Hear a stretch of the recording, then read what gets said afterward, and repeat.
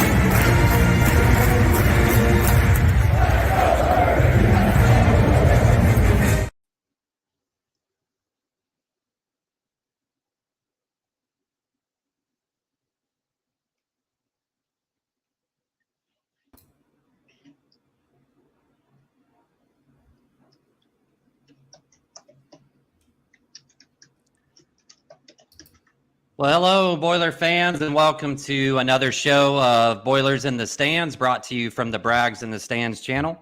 I am hosting tonight as Greg Braggs is currently away for the night, and joining me, as always, for the post-game show are our co-hosts and guests, Aidan Kunst and Joe Jackson from Feed the Post.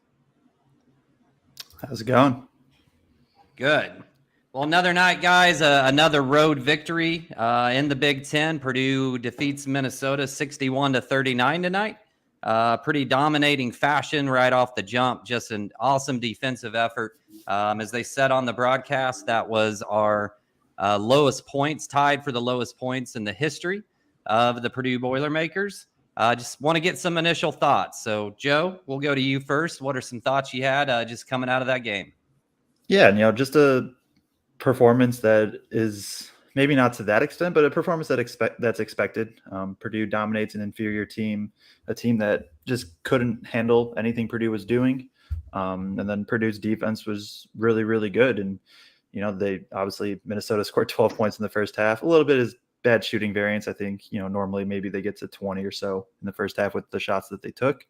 But, just a nice change of pace as a fan perspective of not having to stress for 2 hours about a 1-point game that comes down to the last second.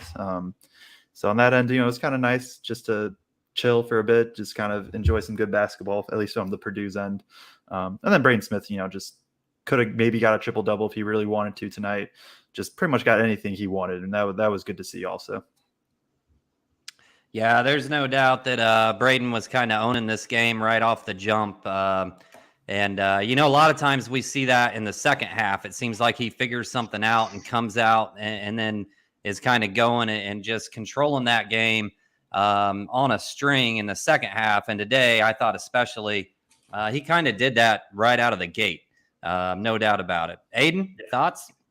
Yeah, lots of agreements. Obviously, kind of a laugher of a game from start to finish. You don't see that a lot in the Big Ten, but when the best team and the worst team come together, then, you can just kind of enjoy the game as it was. I thought Ethan Morton did a fantastic job on Jamison Battle, their best player, or at least most productive player this year. Just really, really locked in defensively, led by Ethan, who has been our leader defensively. And obviously Zach, who's one of the better rim protecting bigs in the country, he had 4 blocks tonight. So I just thought total team effort defensively, and like you guys said, getting Braden going was nice. Obviously, we've seen a lot of that recently, so it wasn't anything surprising. And just getting an extended look at some of the other pieces that wasn't as fun to watch necessarily, and we'll get into that. Some of those guys struggled, but at least, we got to see them play a little bit, and, that's something we don't typically see. We typically get heavy minutes for the big guys, so to see Newman up near 20 minutes, Gillis, Kaufman, Wren, Jenkins getting double-figure minutes was nice. Just a total, holding them to 0.6 PPP, 39 points. You look at our KenPom adjusted defensive rating for the whole year, it's now 17th. It was like 30th coming into the game, so pretty crazy there. And, it's a weird performance, weird game, but good to see Purdue get the win.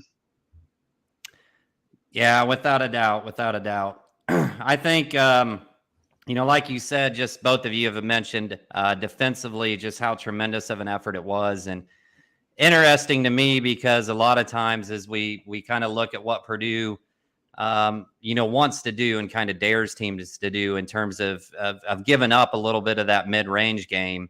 And I think tonight you saw those averages play out where they just could not buy a mid-range shot to save their life. And then Zach was pretty dominant in the post. I think did he end up with 4 blocks or 5 blocks on the night? 4, yeah. He had 4. And I think altered quite a bit more as the night went on, no doubt. And some guys just kind of bailed out as they were headed in there.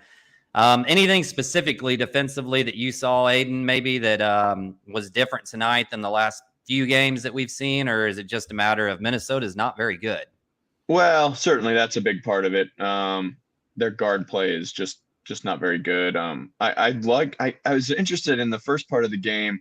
It really seemed that they more than any other team were making a conscious effort to put Edie in action, just constantly, over and over and over again. They mentioned it on the broadcast, and just putting him in empty side pick and rolls, giving the ball to Ola Joseph at the midline, and that's probably why they started Ola Joseph, which lasted about 2 minutes before they went to Payne against Edie. But just attacking him, going downhill at him, I thought he held up really well. I think to your point, like Minnesota's just not very good, but it was connected team defense. Guys were chasing over the top of screens. You rarely saw an open look from Minnesota from 3. Everything had a hand in his face. Morton was just everywhere. He was clearly excited about that battle with Jamison Battle, and holding him scoreless is quite the feat. Like for anybody who doesn't watch a lot of Minnesota, that guy's a heck of a player. You've probably seen him against Purdue, over and over again, and he was all big games last year, Purdue. I think. Yeah, he was. He averaged like 19 a game last year. So for Morton to do that at the barn, 0 for 9 for Battle with a turnover and minus 20 in 22 minutes, like just completely shut him down. I thought tonight was more than anything was just about Ethan Morton cementing himself as a legitimately top perimeter defender in the league. Yeah, like. He's been a hot topic because the shots haven't fallen. Got 1 technically to go, but basically 2 to go, which is good. Obviously still need him to be consistent on that end, but like you said, what he brings defensively, like nobody on Purdue can replicate it. Very few, I think, in the Big Ten can replicate it. Just that, the ability to get through, chase whoever he's on, make life tough for him. He's going to get scored on because he's up against except for today, because he's up against, just the best best offensive player from that team. But he just does so good. And then Edie's just protects everything at the rim. It's the 4 blocks. Jamison Battle tried Edie on the dunk and just Edie absolutely ate him up, which was hilarious to watch, at least from, a Purdue fan perspective. But just, solid overall. What Minnesota ended up with 39 points total. Just nuts. Just nuts. Yeah, 12 points in the first half, and that's because Samuels banked in a 18-footer that he got fouled onto. And by the way, Joe, the Zach Edey block to foul ratio is now 41-27 on the year. So for all those who are upset about Edey fouling too much or not fouling and not getting enough foul calls, just cry, man. Just cry. I don't know what else to tell you. 41 blocks, 27 fouls. That's a pretty ridiculous ratio. So Yeah, pretty and, you know, impressive. I guess, you know, he's just tall, so that's why, right? Isn't Right. that it? No, yeah. And the refs don't want to call stuff on him because obviously Purdue bias. Yeah, for sure. But yeah, no, just solid game overall.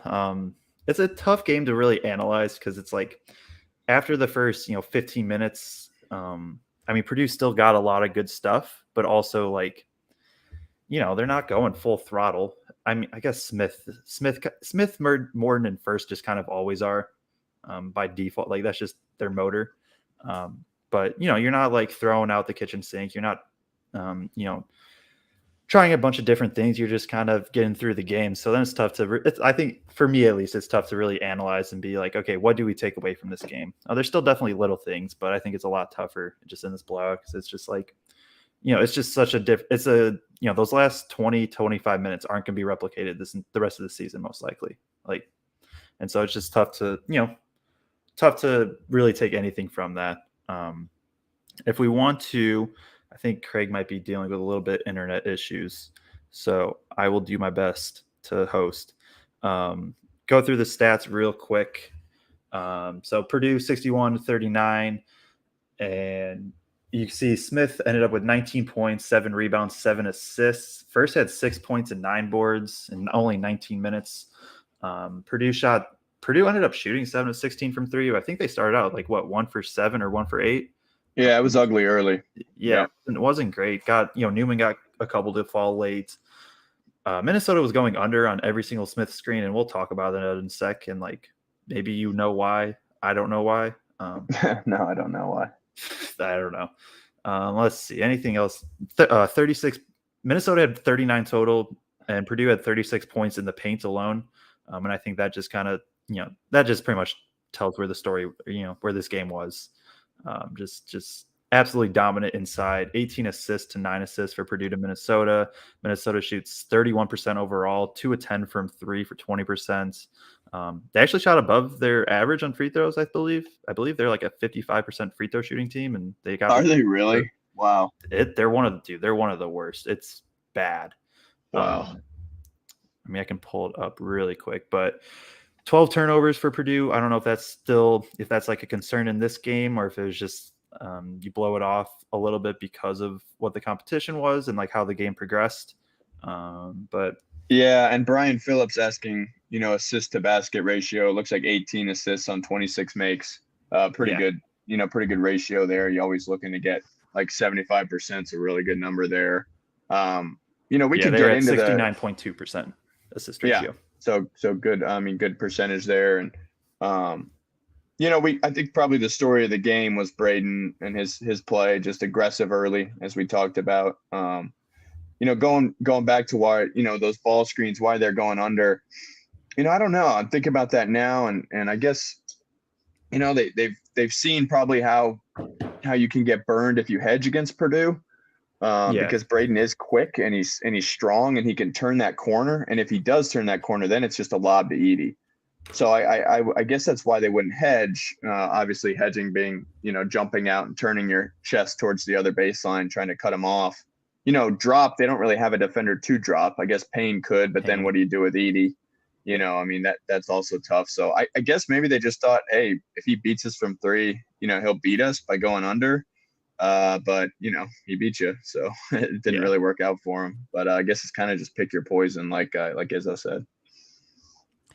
Yeah, and we finished 43.8% for 3 on the night. I'm sure you guys probably already mentioned that. My internet's glitching out pretty bad tonight for whatever reason, but was at least good to see that number get there. We started out 1 for 6 or something like that. So yeah, and then as we got late game, I thought, okay, we're gonna start chucking up a bunch by guys that shouldn't be shooting them, and we're gonna ruin it. like it doesn't matter, right? But everybody's made such a big deal about our 3-point shooting percentage. And like I pointed out, the last time coming into this, in most games that have mattered, all but 2, we've shot over 30% at least. And in most of those games, we were over 38%. So there's a piece of me that's like, oh, might have lost. Looks like we lost Kraig there. Yeah. I'm going to bring up this comment from Blake. So to be fully transparent, I'm usually don't actually get annoyed by the announcers. I was annoyed by the announcers, so I watched the last like 6 to 7 minutes in silence. So I didn't see what happened with Gillis. I don't know if you have Yeah, any more. they didn't do a great job. So he was on the other side. The camera was on one side. He was hurt on the other, and then we Okay. just saw him kind of limp off, Go and to they the put in bench. Barrett. Yeah, it might have looked like his back. It wasn't 100% clear, so I'm not so sure, Blake. But good question. We'll have to kind of monitor that. We could touch on the announcers. That was one of the worst parts of the second half, was having to hear the color guy his diatribe, He was talking about NIL and this, that, and the other thing. It's like, okay, dude, we get it. Like, can we focus on the game here? But like, I know it's a blowout, so there's only so much you can talk about. But also, like I said, I genuinely don't complain about announcers. I think for the most part, like, as long as your backgrounds, like, I don't actually care too much about what you say. And I get it's a little bit harder in this blowout and that, and like, but it was genuinely not good. Yeah, and the Foster stuff instead of Fletcher. Like, come on, Fletcher. guys, let's be And prepared. Fletcher is Zion. Yeah, the Fletcher Zion comp, that was hilarious too. So it was a banner night. I mean, these guys were. I mean, it's Purdue, Minnesota, worst versus best. So you're not expecting, Schulman Billis, but Yeah. still, I mean, it was pretty rough. Getting back into the Braden stuff, I think, just showed an aggressive mentality from the jump. Maybe that was a point of emphasis after the MSU game, which he wasn't kind of as aggressive. Even though I still feel he could take some shots that he doesn't. Like, there was the one transition 3 where you could see Lawyer was going to him all the way. Lawyer looked him off, like deliberately made one no-look pass to him in the far right corner, and Braden just drove it and fed it to Zach, who of course scored. But, and so good result. But at the same time, like, I'd love to see him just pull that rhythm 3 in transition. He's a guy who's, I think if you read the piece on him in The Athletic and knowing him like I do, he'd probably rather get the assist than the bucket. He feeds off those sweet assists and everything. And you even see him celebrating more when he gets a cool assist. So, like, okay, like, that's cool, but dude, pull the trigger, man. You're an elite shooter. I mean, the numbers support that. So, that I would have liked him to pull that one, but just that aggressive mindset. I'm getting to the rim, I'm finishing with either hand.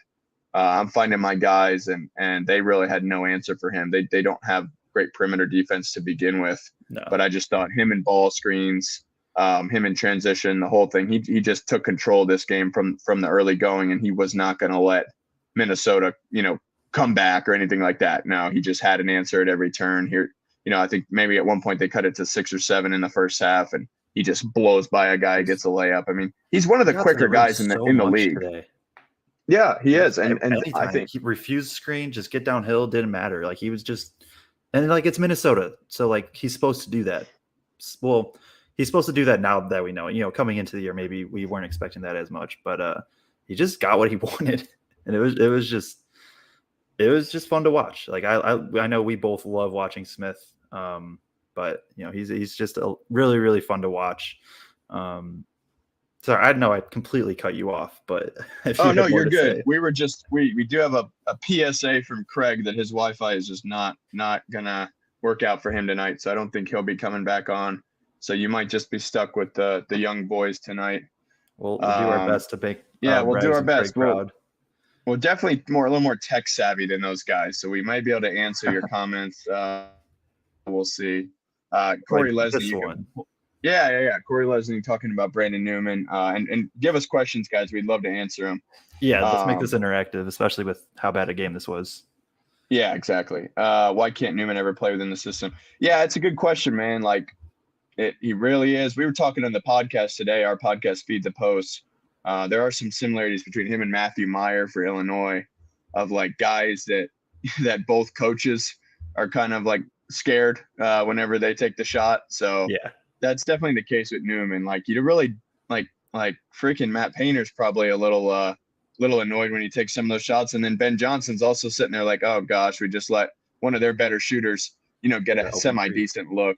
Yeah, so like it's that catch-22 of like, if they go in, he looks great, and if not, they don't. And so he's a frustrating player for sure, and I think he saw that second half as an opportunity to kind of get going. definitely had some good shots at him. Like he knocked down a couple. Yeah. They ran a couple of those floppy action, which is just a little either 1 or 2 pin downs with him curling off and getting shots. He got that one little mid range that was nice. And but what my issue with Newman, and there was a play in the first half, I think late first half, where it's just he just doesn't have any feel in driving to the rim. Like if he's driving to the rim and he has any kind of lane, he's going to get up the shot. And with Braden or even Fletch or some of those or Morton, like those guys are gonna find the best shot if they get a paint touch. When Newman, it's going up. There was a play in the first half where he was leaning off balance and he pushed it forward, tried a ridiculous floater anyway, instead of, throwing it up for Zach or, kicking it out to 3. And he's just like, nope, this is my time. It's the Newman show. And it's like, all right, dude, like, okay, on to the next, because that's not going to go in. So yeah, frustrating player for sure, but glad that he got to see a few go down today. Yeah, no, I agree. Like he got the last couple, of the curls or whatever. We can try this out really quick just because we'll see if this works. To explain what the floppy coach. I mean, you'd be better off doing this than me. But to explain this floppy action that he just talked about, this is a test, so if this doesn't work, we'll ignore it. But so you got somebody up here, with the ball, usually Smith. Then you have, say, Edie there. We'll say Lawyer or another 2. First draw a circle around 1. Draw a circle around 1. You got the ball. See, I don't know all the little stuff like that. There you go. Newman's like here, so he's right here, and so what's going to happen is he either comes off this single side, or I can't draw, or he comes off this double pin down up here. And so what he often does is he gets to choose, he gets to read the defense, see what side he wants to come off. Oftentimes he either curls this and looks for a pass here, or if that doesn't happen, he's coming out more to here and then getting this pass. Smith's going to kind of clear out over here, and then Newman can either shoot or drive, which he drove a little bit more today, which was good to see at least. He had two good takes to the rim. One got to, I think one fell, maybe one didn't. But also just real quick in the comments, let me know if that's something you guys like. No, we're testing it out. If it's something you like when we explain like these actions and stuff, we can keep it in. If it just is annoying and I'm bad at it, then we'll stop. But no, that was good. That was really good. That's exactly floppy action. It's obviously a staple in Purdue's offense. You guys have seen that. They've got plenty of counters to it. Will you pull up that comment by Marty? Because we should talk about Kaufman ran a little bit as well. Yeah. So pretty concerned, obviously. Thanks, right now. Yeah, shout out to Michael there. There he is. Some concerns. Just really not doesn't have the size or the length right now to compete against a lot of these teams. Just there's some teams he could be effective against. And maybe if there was a little more space around him, it just never feels like there's space when he gets a post touch recently. And we saw like in that Duke game and a couple of those early games where he had big time performances, he had a lot of space around him and guys weren't going to help, guys weren't going to send 2 on him because why would you help off the shooters with an unproven player? But just doesn't look confident. And just simply tonight, I don't think had the length to convert those hooks. Had no ability. I don't think had no real flexibility in terms of getting to any kind of drop step, or we've seen him shot fake at times. We've seen him face up in the mid post and drive it a little bit, get to 2 feet, play off 2 in the lane. And just wasn't able to get it going. Hasn't been able to get it going. Pharrell Payne's a tough matchup for him. He bullied him a few times with that big dunk where Kaufman got off balance and Alex, asks whether or not he's more of a 4. And I thought that too, but, just how do you play him around Edie when he can't shoot? They double off him every single time. Yeah. Is he a good enough decision maker to take advantage of that? Is he a good enough offensive rebounder like Caleb is? Like if First did an offensive rebound like he does, there wouldn't be a lot of places for him, or shoot like he does. But really, TKR doesn't do either of those things. So, I think he kind of has to be a small ball 5. Maybe once Edie leaves, you could maybe make him a 4. I don't know. What do you think, Joe? Because I mean, they don't run a lot of double post up stuff, and it doesn't seem like Paint can run his offense completely through Kaufman. Maybe if he was at the elbow and they did some 5-out stuff with like that tonight, where he's, handing it off and making reads, but I don't know. I don't know. I think and I'm kind of naturally an optimist, so maybe this is, and just my Purdue bias, whatever. I'm just going to kind of take this year as it's just a super weird fit for TKR. Obviously there are a lot of things that, need to be improved. I think he can improve in a lot of them, whether it be shooting, rebounding, specifically those. If he can do those, then he can play the 4, I think.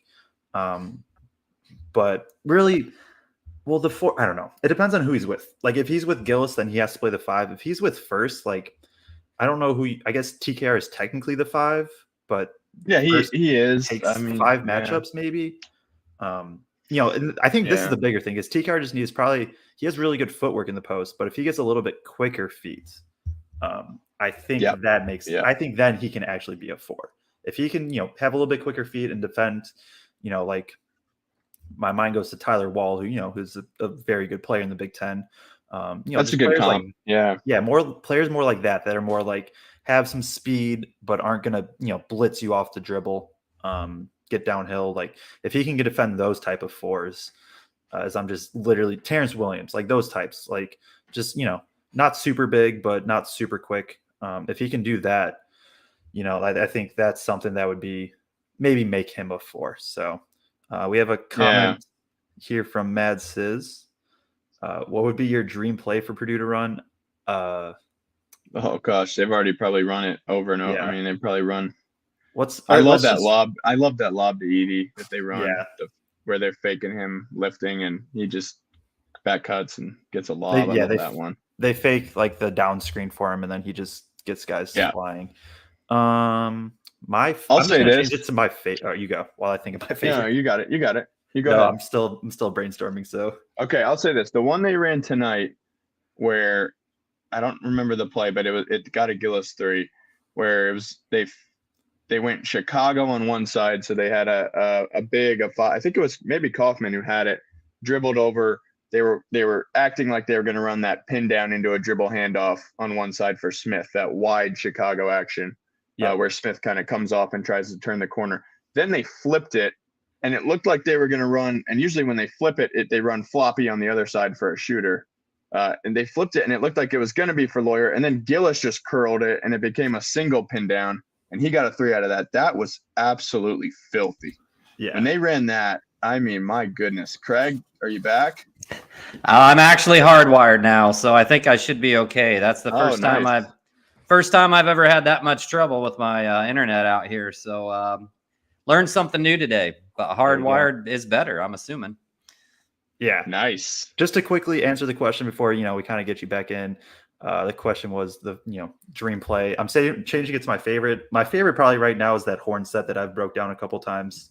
I think it's just, you have guy at the top, 2 at the elbow, and then 2 in the corners, just like pretty much a double screen. And then Edie rolls. You have some guy, a shooter that gets open. There's just a lot of options. But I also just love when kind of like what you said, where it's like a, pin down on one side and then somebody curls and then they get a cross screen and then come off like another stagger. Like there's nothing specific, that's not like specific, but just where it's just, there's like 7 actions and then they all work together to get like just a wide open shot. Just absolutely love it. It's great. It's a staple of Purdue's offense. Mad Sizz says, please show on the board. I don't have a board on me right now, but I'll post it to Twitter later once I get it.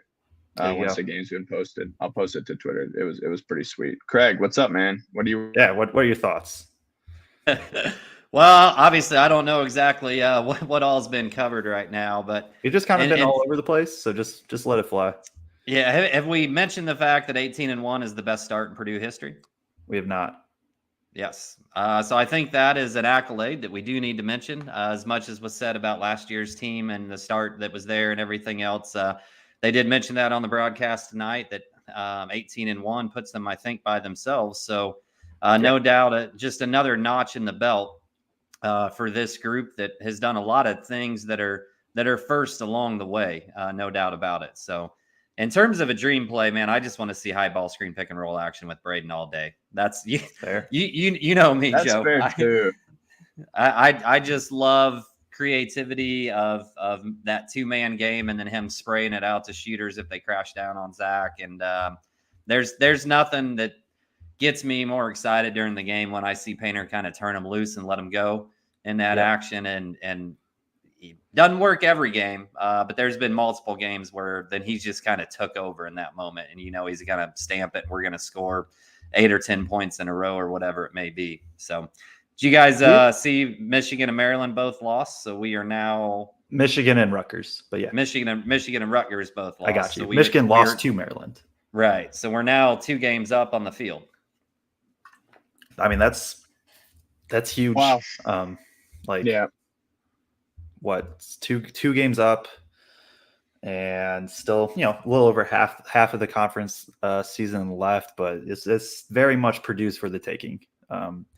4 losses. If Purdue, 16-4 for sure wins it single-handedly. 15-5 probably still just does solo. If Purdue drops, they'd be finishing this last 12 8-4. I think if they do that, they probably win the Big Ten outright with that too, right? Yeah, I mean, can you see anybody with 3 losses right now not getting at least 2 more losses on the season? Oh my gosh, there's so many teams. Okay, the teams with 3 losses currently in conference play: Rutgers, Michigan State, Illinois, Iowa, Michigan, Wisconsin, and Northwestern. They're all Rutgers is the only one, but they're gonna have some random nights where they shoot like 25% probably and just lose. So I don't. If Michigan State gets healthy, but they're obviously not because Hall, Illinois is too sporadic. I honestly, I think second place probably gets to like 7 losses realistically. Yeah. I know when the last time I did earlier this week when I updated my power rankings, that's essentially where I had the second place team was 13-7, maybe 14-6, and maybe 5 teams tied there for second potentially. Yeah. So it looks like IU's up big as well. So interesting night in the Big Ten. I know Joe and I were looking forward to this one. And it's proven to be, other than maybe the Purdue game, it's proven to be a pretty interesting night. I wanted to get into a little bit of talking about Ethan Morton. We hadn't touched on him too much outside of obviously his defensive performance, but there's been a lot of talk in the comments about his offensive, getting him going a little bit. And tonight we saw him hit a 3 that didn't count due to a off the ball foul. And we saw him later on in the game hit a 3 that did actually count. So that was good to see. He was letting it fly with confidence. And then there was a couple possessions where he did kind of what we've been talking about. He drove and maybe he got a paint touch. He got walled off. It didn't create a ton of space. He's not the quickest of foot. So, guys close out to him pretty quickly in those situations. He did have a frustrating miss off a Edie dime where he probably should have gone up with it right away and then waited a second, went up with it, got blocked. So, it was an up and down game, so good defensively, but offensively, I think that unlocks a little more if he's pulling the trigger sporadically, but then like we said, driving, kicking, keeping the possession going, being a threat without necessarily shooting it, driving it. And the commentator was saying, oh, you can't really play him because he's an offensive liability, but obviously as he clearly doesn't understand, like there's no other perimeter defender who is even in his ballpark. So I think he's got to keep playing. There's no question about that. Yeah, for sure. And we talked about it last time. It's just like, who are you going to over him? Like, even if Morton continues to struggle on offense, like where you go to Newman and you hope, at least for Morton, I know what I'm getting defensively.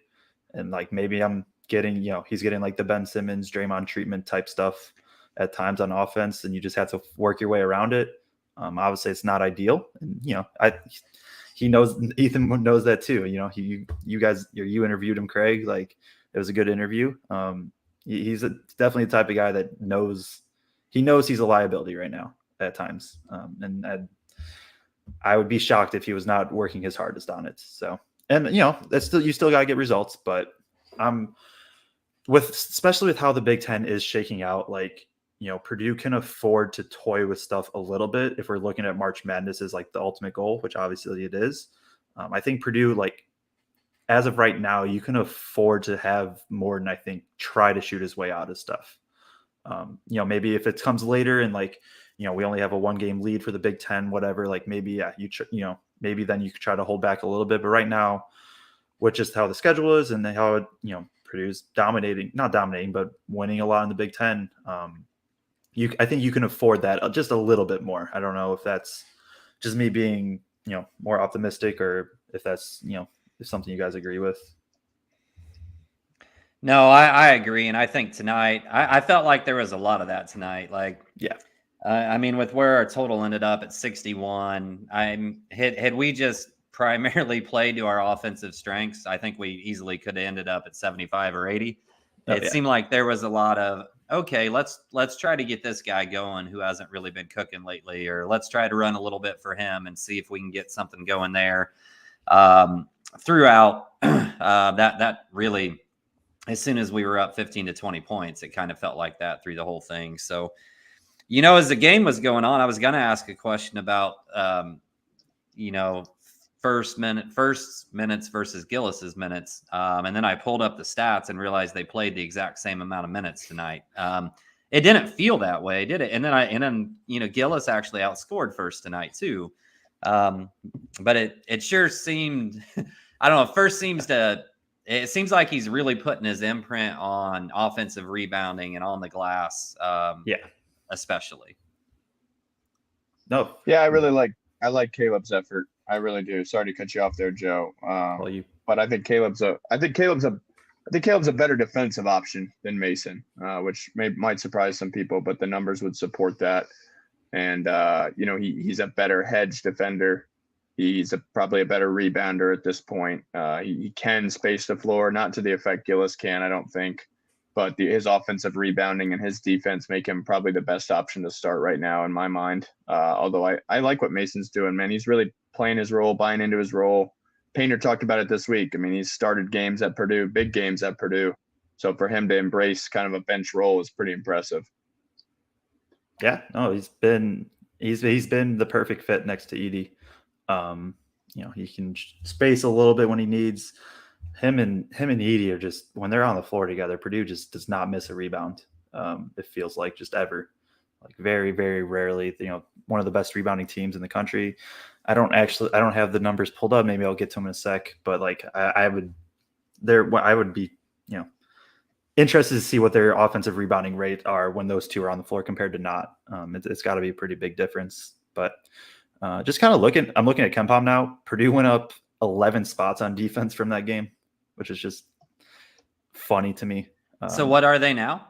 They're 4th in offense, 18th in defense, still 5th overall in KenPom. Oh, wow. Hey, you know what they say? Top 20 each. Is it top 25 or top 20? I mean, I don't know.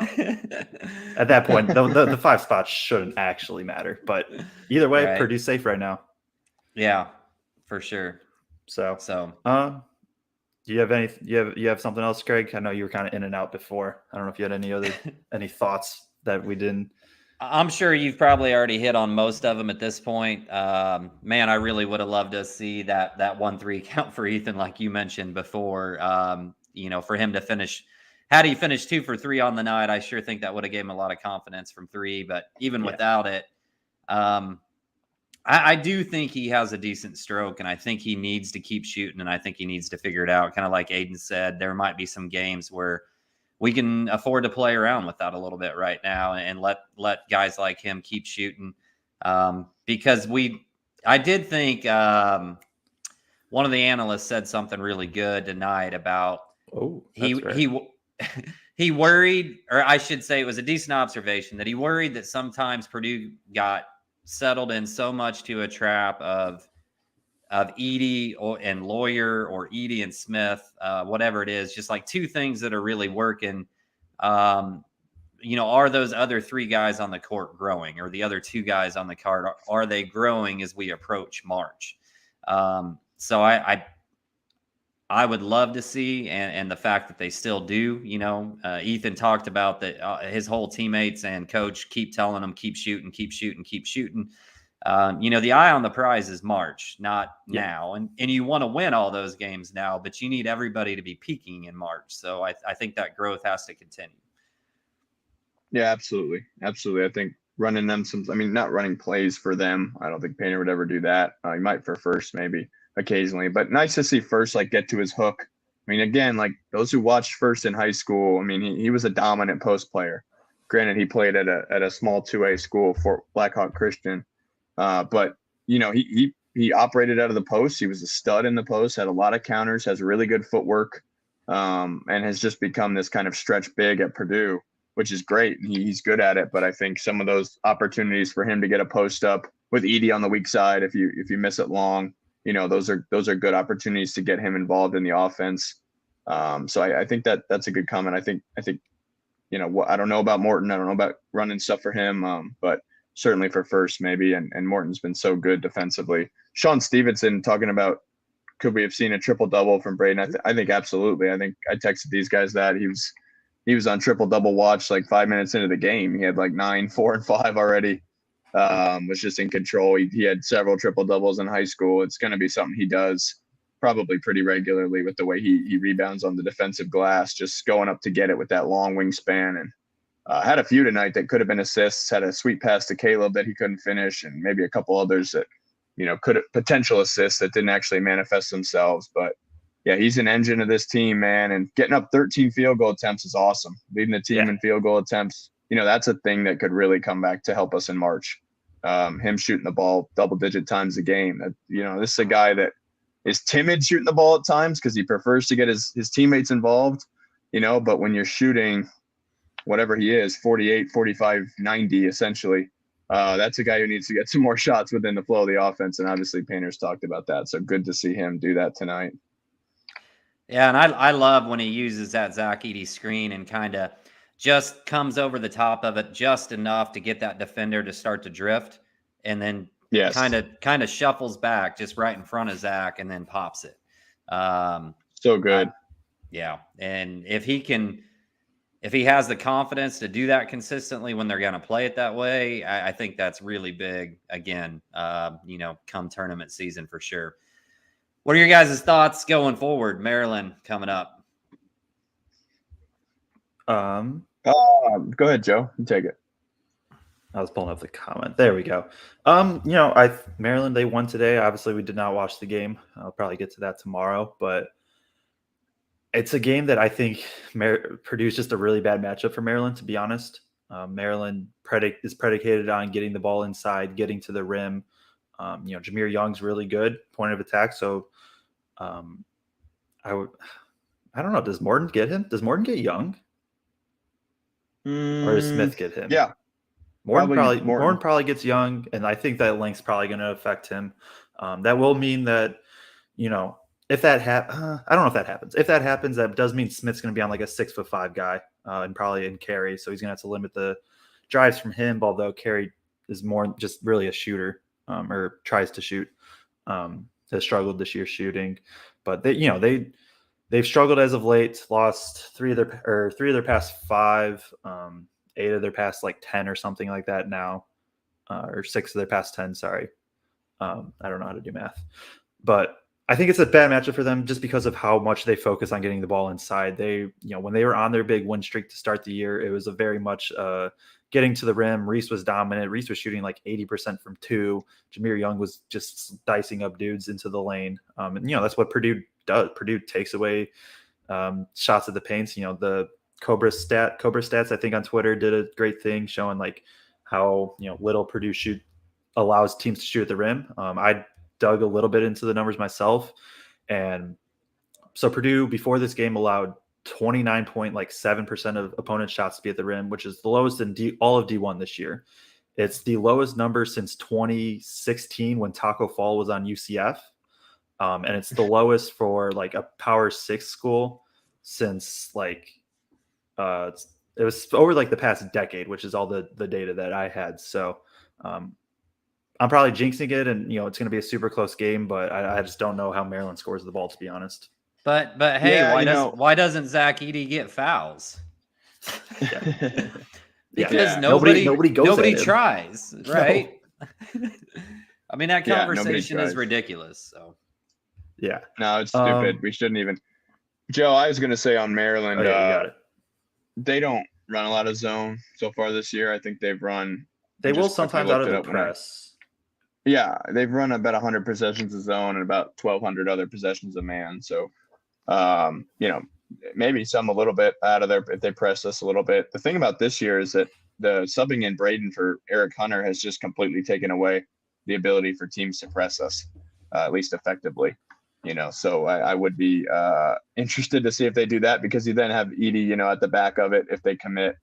The one thing about Maryland, I think they'll go at Edie, Reese and Scott. I think this would be the game, if any, that he would get in early foul trouble, and we'd have to kind of see what we're made of without him for a little bit. Not saying it's going to happen, but they like Joe said, they shot a high 2-point percentage because they play a lot of what they do is either through their bigs or their point guard, Jameer Young, who just likes to get downhill. He's not afraid of anybody. So they're going to go at Edie probably a little bit. But the one thing about them is they haven't won a conference road game. All their wins have been at home at the Xfinity Center, and the conference road games have been, well, they got torched at Michigan and obviously avenged that tonight. But I think they lost at Wisconsin, and I think they had another loss that was substantial, maybe by like 10 points. Yeah, at Iowa. Yeah. And so yeah, like that. And now you get maybe the most intimidating environment against the best team. So, they haven't really been ready to play on the road. Maybe that changes. They got us obviously a nice win tonight, but like Joe said, like if we play our game, this should be a pretty comfortable win. yeah. And talk about kind of some stats jumping out at you between those two teams that played tonight, right? Caught some flack for not having Michigan higher in my standings earlier this week. Michigan is 0-7 in quad 1 games now. Wow. Okay. Like they have not won a single quad 1 game all year. And that's amazing. And that's why I didn't buy the start they had in the Big Ten. And then, yeah, like you said, Maryland, basically everything has come at home in the Big Ten so far, right? So I don't know that I can buy into either one of those teams making serious runs to finish in the top 5 of the Big Ten. I was going to ask what qualifies. What was it? Is it like top 25 at home or top 50 at home is quad 1? It's top 30 at home, top 50 neutral, top 75 away. Yeah, just because I was looking at Michigan's schedule. Their 3 best wins, home against Penn State, home against Maryland, and I guess neutral against Pittsburgh. That was way early in the year. They beat them by 31 when everybody thought Pitt was bad. That's a weird result. Yeah, that's the one I look at every day because they beat Pitt by 31 and then they lost to Arizona State the next day by 25. And I know Arizona State's fine, but it was just like I every once in a while I'll just look at that. I'm just like, it doesn't make sense at all. Yeah, there's so many Jekyll and Hyde teams in the Big Ten this year in general to me. You watch them, like I've watched Michigan or Illinois multiple times and been like, man, these freshmen are really they're figuring out how to gel. These transfers are figuring out how to gel. These freshmen are really starting to figure out how to play team ball, And then you turn around and you have just a game where they get blown out or lose to somebody they shouldn't lose to. So I don't know. Outside of Purdue, that's the only thing I know. Number 1. And I know Minnesota's 14. Okay, valid point. Yeah, that's valid. Although, hey, Ohio State's trending to that 14th spot if they keep this up. Remember when we would have thought that? I don't know if we like you guys, but I know widespread talk. I think I had them too for a bit. Like Ohio State for a little bit was like, oh, they're probably the second best team in the Big Ten, or at least a top 4. And now they've lost 5 in a row. And I didn't watch the Minnesota game, but like most of the time when I watch them, even when they lose, I'm like, these guys should be good. Like these guys should be winning games. And I just can't figure out how they manage to keep losing. Coaching. And Holtman not a fan of Holtman at all. Yeah, I'm not a Holtman guy, but that's okay. And it was not helped by that all access thing where we got to see him right up against Ben Johnson side by side, and it was obvious who was the more impressive coach. But go ahead, Joe. There was a comment a while back I wanted to pull up, and I am struggling to find it. Basically, it was just talking about Jenkins. I don't know if we want to touch on him. It was basically just like, surprised at the lack of scoring Jenkins has had this year. And yeah, I'm surprised too. I thought he was going to be, maybe a 8-point per game type of guy, something like that. And I don't know if it's just pure role that he just can't fit into. I know obviously, Braden's playing 30 plus minutes a game, it seems like, so that doesn't help. He's getting a little bit more run at the 2, but just what are your guys' any thoughts on Jenkins? I mean, what are you going to do when Braden Smith's playing that good? Yeah. I don't think it's anything that Jenkins is doing wrong necessarily. It's just that Braden is doing things at such a high level.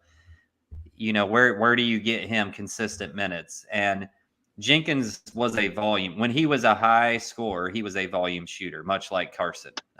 He had to shoot in volume to get in rhythm. And when he did, he could score a heck of a lot of points. And if we ever had to play a game without Braden and he played 30 minutes, I bet we'd see that scoring at a much higher level.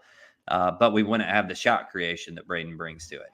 I do think still we've seen multiple times against certain matchups where Painter maybe wants 2 ball handlers out there. And this might happen a little bit against Maryland. But he'll put Jenkins and Smith out there at the same time. And I think those are the games where Jenkins has looked his best when he's played the 2 off of Smith. Yeah, those have been really good games for Jenkins. I think he's just, it's fit, man. Like, there's a reason why, he was a late addition to the team. I mean, it's not like he obviously wasn't Purdue's first choice. And that's nothing against him. They looked at Nigel Pack, they looked at Tyrese Hunter and other guys, but I like him. Like, I like his overall mentality. It seems like he fits in really well chemistry wise. Like Braden calling him grandpa and all that stuff. Like that's funny and that's cool. Good for the team. Seems like a good dude. But yeah, just fit wise, like his handle is not where it needs to be a point guard. His court vision is not where it needs to be. And that's obviously shown every game when he comes in for Braden and the offense just bogs down. I'd be really curious to see how much run he gets at the 1 in a big time must win tournament setting. How often would Painter take Purdue or take Braden out? How many minutes? 4, 3? I mean, in a do or die kind of game, it just, you can't afford that inevitable 4-minute stretch that really the only time, and this goes into what we were talking about earlier, that I don't know that you were here for, Kraig, but just talking about Kaufman, the only time that those bench unit stretches have been productive or when it's been run through Kaufman and he's done it good, like when he was playing well, a couple of weeks ago, when he was getting to that hook and facing up and being solid. And now with him being all out of sorts, it's like, whoa, these stretches get really rough. You get Newman jacking shots. Gillis doesn't have anybody to create shots for him, which is where he thrives, so it's weird. I don't know. Like, I like him when he's with Braden because Braden can find him. I think one of our better lineups, I'd be interested actually to see I don't know what you guys think about this, but I'd be interested to see like a Braden, Jenkins, Lawyer, Morton, Edey lineup if the matchups were okay. Because I just think that could be a lot of ball movement, a lot of shooting, and then obviously Zach, maybe first in for Morton, but then you lose a little bit defensively. I don't know. I think Painter would play around with that. The times when Jenkins, Lawyer, and Smith have been out there together seem to have been pretty productive. I can pull up some data behind that, but those seem to be pretty productive. Well, and just here recently in the last couple of games, there for a while, Smith and Edey were the last 2 to come out of the starting 5. And these last few games, he's left Lawyer in there. Smith has come out before and Lawyer stayed in. And I would assume, I'd love to ask him the question, but I would assume he's just trying to find more shooting and scoring in that second unit at this point and just playing around to try to figure out how to make it work. Because like you said, man, when TKR was kind of dominating in the post when he would come in, and one of the things we talked about preseason was he was going to have to figure out how to do more than just to go over his dominant shoulder, scoring wise. And as we've got into Big Ten play, people have kind of figured out how to just not give him that shoulder. And then he's kind of struggled in the post a little bit since then. But we got to find some type of rhythm there. Yeah, no, for sure. I was going back to more Braden, the on-off. When you filter for just conference games, Purdue is 18.1 points per 100 possessions better when he's on the floor compared to off. Lawyer's 27.1 points. Like it's 27.1 points per 100 possessions better when he's on compared to off. And then Wow. Purdue is 37.8 points per 100 possessions better when Zach Edey is on the floor compared to off. Makes sense, but I think, in all the he's just tall, fouls, all that propaganda and stuff, like we just maybe gloss over the fact that Edey's having one of the most dominant seasons in Purdue history and college basketball history, at least of sorts. Like I'm not the biggest college basketball historian, but it's got to be up there. I know I just completely changed the topic, but well, on that National Player of the Year front, and I watch a lot of college basketball, but you guys watch more than I do probably. Is there anybody out there that you think with, a little bit left in the regular season that you seriously think can challenge him for National Player of the Year? Like assuming he doesn't just like no fall way, off Joe. a cliff. No way, Joe. No way. You know who I'm I don't think so. Yeah, Jalen Wilson. Yeah, that's okay. Hear me out. I don't know, because I assume this is all like a lot of the voting is done by like reporters and stuff. And if I'm wrong about that, then somebody definitely let me know. I guess it's another topic. Is Edey becoming, at least, I guess it's more probably in the Big Ten. Is Edey the most hated player in the Big Ten right now? Ooh, Dickinson maybe would have a claim, but I think Edey's up there. Like, if, just because of, I think it adds because of how good Purdue is. And it's Edey's, this is Edey's National Player of the Year. Like, I don't think it gets taken from him. If Jalen Wilson puts up a few more 30, 40-point games, Kansas gets to only 4 losses in the gauntlet that is the Big 12. Purdue gets to 5 losses in the Big 10, and people think Edey is just big, then maybe, but that's I think that's a lot of caveats to get to that thing. Yeah. And Wilson's having a great year. Corey in the chat's arguing for Oscar Tshiebwe from Kentucky. But I mean, they're 12-6, Corey. So I don't know. Kentucky might not make the tourney. Yeah, if they got to be a little bit better, I think, probably for him to have a claim. And he's not been, it seems like if you won it the year prior, you got to be even better somehow because just voter fatigue. So I don't know. I don't know that he has much of he's nowhere near Edey right now, especially. But the one argument for Wilson is at least he's a wing. He can handle the ball, shoot the ball really well, had a monster game against Kansas State. Obviously talking about Jalen Wilson from Kansas. But I just think, boy, Edey he's such a national story now. I think the media loves him. I think the media who votes on it is bought all the way in right now. So, I mean, it would take something pretty drastic, I think, I don't know. I just don't see it. He's so good. He's so dominant on both ends. I mean, I think he should be all Big Ten defense. I'm not even joking. I mean, his gravity as a rim protector is second to none right now. He's not fouling. He has 41 blocked shots and 27 fouls. That's unbelievable. He's playing 33 minutes or 32 minutes. Yeah, I mean, the conditioning level, they attacked him all game. Go back and watch that first half tonight. Everything was designed to put him in action. No problem. I'm not going to foul. I'm going to block anything that comes near me. He's smart about, when they drive at him, sometimes he'll just show a little bit. He won't really jump. He never jumps into anybody, never gets any fouls with his body. He's one of the best rim protectors I've seen in a long time, seriously, in terms of discipline. And if you would have told me that his freshman year or last year, I would have thought you're crazy. But boy, credit to Brandon Brantley, really, because that guy has developed so many bigs, and Edey's is his latest masterclass in terms of player development.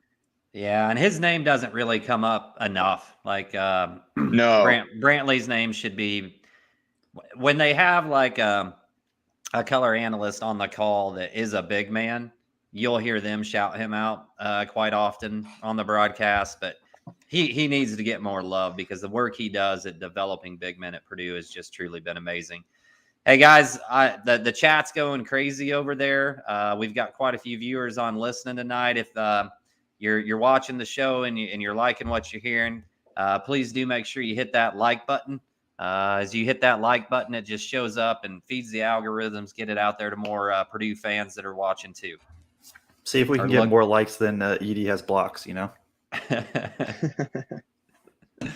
that would be a good number for sure.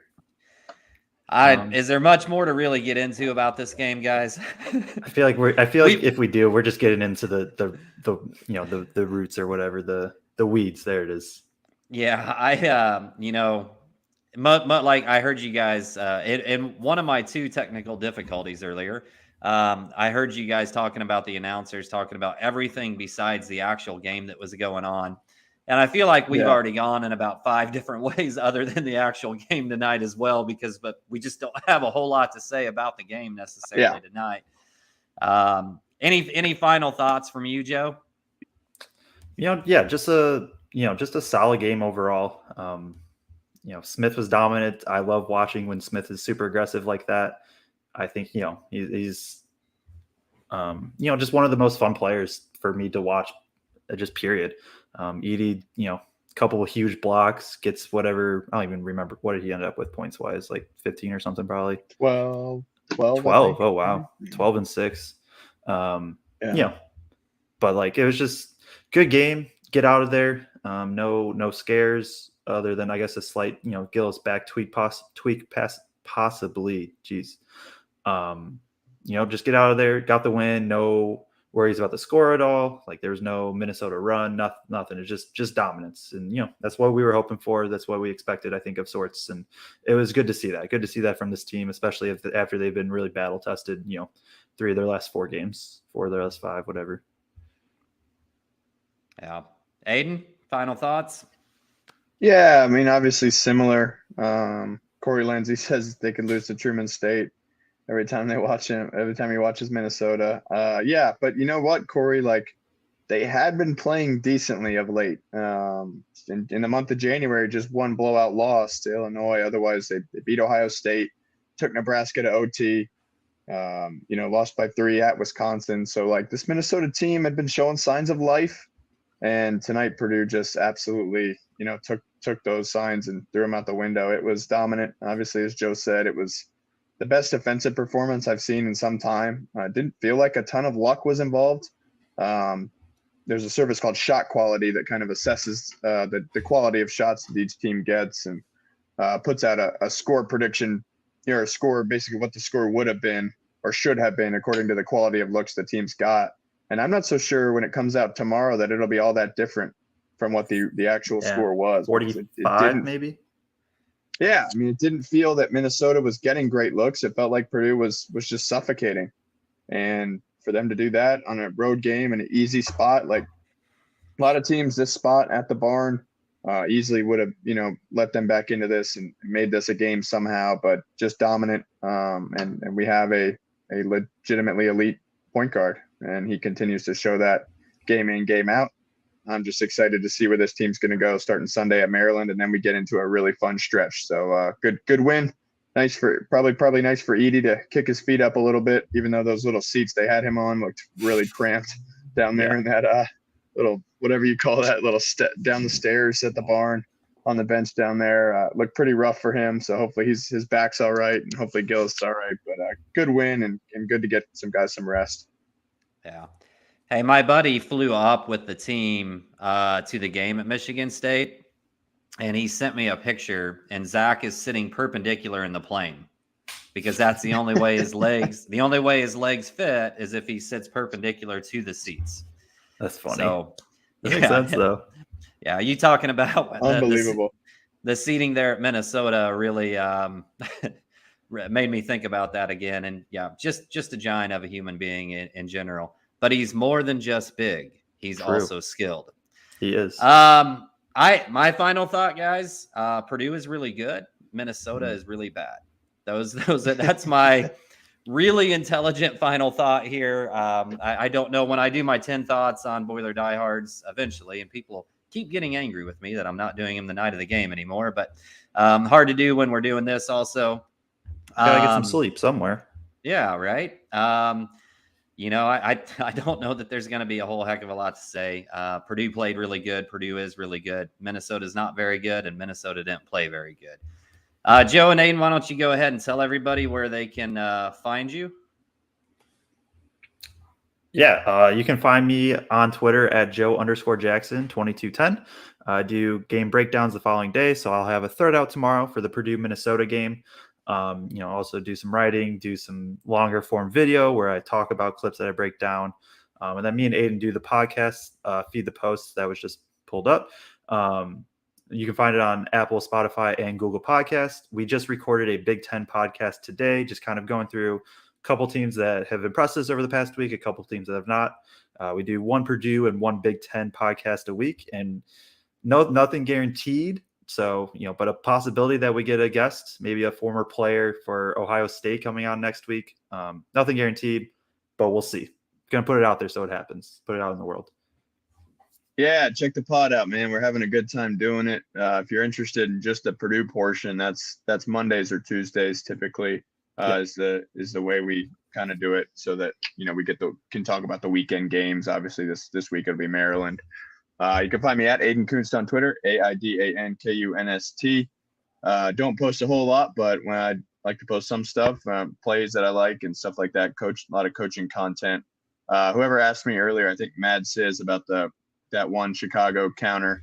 I put that up already. Just clipped that on my Twitter, so go take a look at that. It's just a disgusting play from Painter, probably maybe his best of the year that he ran for Gillis in the second half of this game. So go check that out, and that's where you can find me. And guys, I'm Kraig Bowers with Boiler Diehards. If you want to be in a private Facebook group that's only Purdue fans with 10,000 other diehard Purdue Boilermaker fans, and you're on Facebook, look up the group Boiler Diehards and ask to be admitted. We will vet you and make sure you truly are a Purdue fan. And if so, we will add you to the group where there's lots of good content. Primarily, it's to share other people's content into the group and kind of compile it and funnel it all into one place. But it's all Boilers all the time. I'm filling in as host for Greg Braggs. I have to apologize to Greg for my internet glitching out like crazy tonight, and learned a valuable lesson that it's always better to plug in than rely on wireless. But that's really all we got. So you're listening to Boilers in the Stands on the Braggs in the Stands channel. We thank you once again for listening in tonight, and we will see you after the next away game. This is Ethan Morton from Purdue men's basketball, and you're watching Boilers in the Stands.